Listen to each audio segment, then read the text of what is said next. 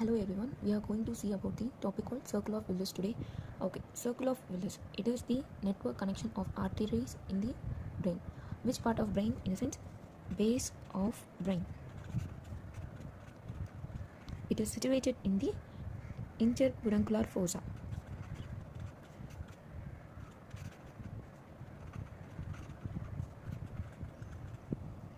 Okay. Then we can move to the formation of circle of Willis. It is mostly formed by the anterior cerebral branch of internal carotid artery, branches of internal carotid artery, and terminal part of internal carotid arteries.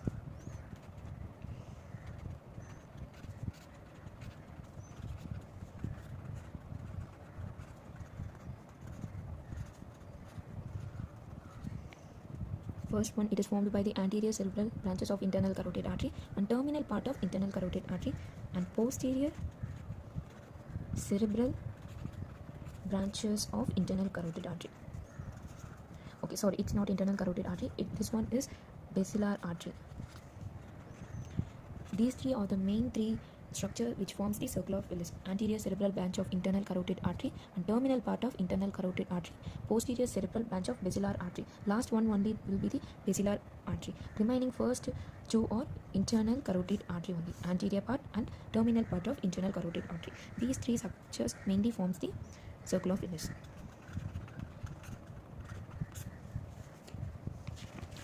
Next, we will move to the exact arteries which where it is located and which it supplies. We can move to the next part. Okay, from the base we can take. There is two main arteries, that is right and left vertebral artery. Right and left vertebral artery, which mainly form the basilar artery. Basilar artery acts as a trunk of circle of Willis. It acts as a trunk for circle of Willis.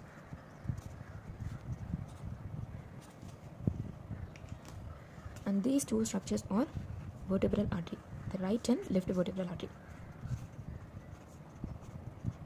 From the basilar artery, we can see some small arteries, branches like anterior inferior cerebral artery. This one is cerebral artery, anterior inferior cerebellar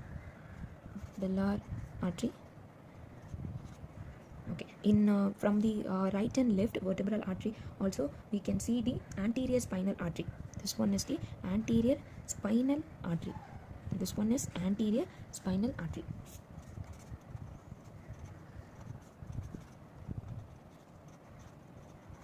From the lateral aspect of the cerebral artery, we can see there is a posterior spinal artery.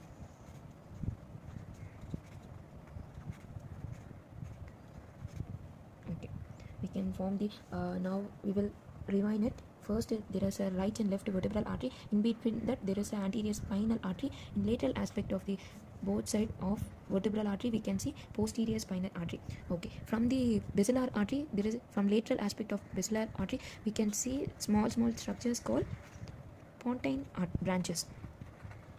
Pontine branches, because there is not even in one single artery, there is some few more artery, so we can say it as branches. Okay, we can move forward, and there is a main branch from the basilar artery itself. It is known as posterior cerebral artery. This one is posterior cerebral artery. From posterior cerebral artery, we can move upward. This one is called as posterior communicating artery. Posterior communicating artery. It will form the both side. This post communicating artery. Okay, this one on the both side, and in between we can it is like an perpendicular to the posterior communicating artery from the both side. It is known as internal carotid artery. This one is really important because it is a very major structure in the circle of Willis artery. Okay, we can move forward. From the internal carotid artery, there is a one more branch. This one is a posterior cerebral artery. We can see this one is an anterior cerebral arteries. This one is an anterior cerebral artery, which is a most important, one of the most important artery in the circle of Willis. Anterior cerebral artery. Okay. The both anterior cerebral artery from the right and left side, it is connected by the anterior communicating artery.